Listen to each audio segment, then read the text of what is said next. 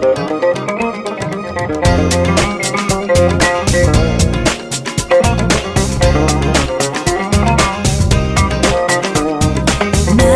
sana vurulmuştum, oduna yanmıştım.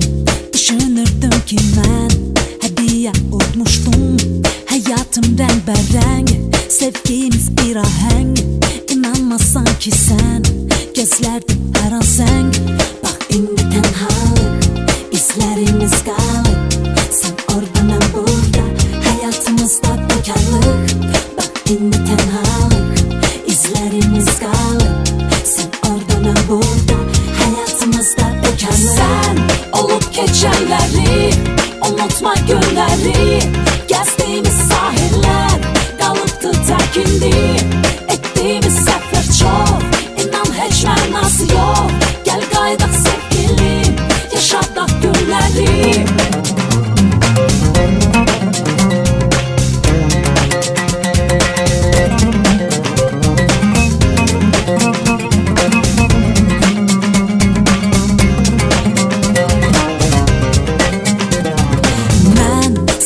Vurulmuştum, oduna yanmıştım.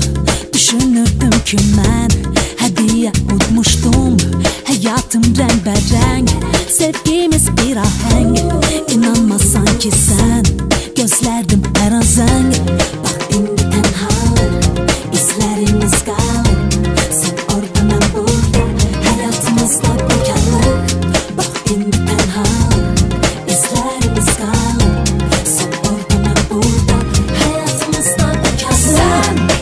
Geçenleri, unutma günleri. Gezdiğimiz sahiller, kalıptı terkindi. Ettiğimiz sefer çok, inan hiç mənası yok. Gel qayıdaq sevgilim, yaşadaq günləri. Olup geçenleri, unutma günləri. Gezdiğimiz sahiller, kalıptı terkindi. Ettiğimiz sefer çok, inan hiç mənası yok. Gel qayıdaq sevgilim, yaşadaq günləri.